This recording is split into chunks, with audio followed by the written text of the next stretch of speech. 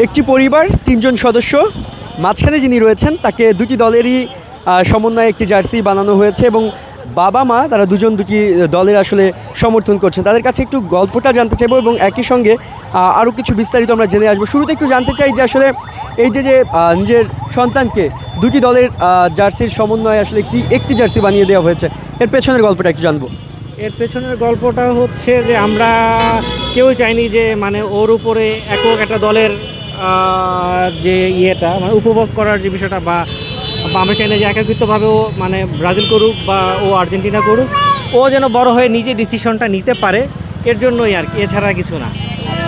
আপনার বাচ্চাকে আপনি এভাবে করে জার্সি পরিয়েছেন, আসলে এই বিষয়টা কিভাবে ভাবনায় আসলো এবং কেন করলেন আপনি?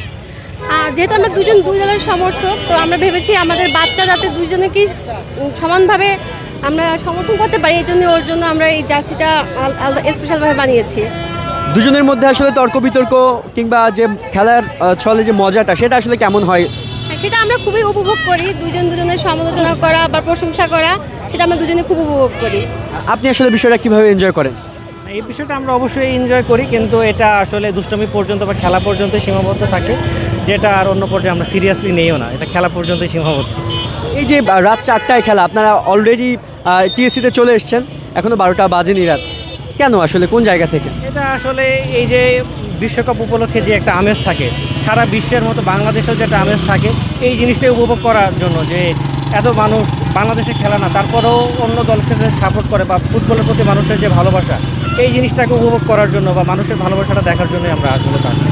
অ্যাজ এ ফিমেল আপনি এত রাতে, যদিও সঙ্গে হাজব্যান্ড আছে এবং বাচ্চাটা খুবই ছোট, এখনও সে বুঝে উঠতে পারে না সব কিছু, এমন বয়সে তাকে নিয়ে এসছেন এত রাতে, আসলে কেন? আমরা জাস্ট মানে এনজয় করার জন্য, যেহেতু বাসায় আমরা একা আছি, এখানে সবাই অনেক মানুষ আছে, সবার সাথে মানে খেলার মোমেন্টামটা এনজয় করার জন্য এখানে এসেছি।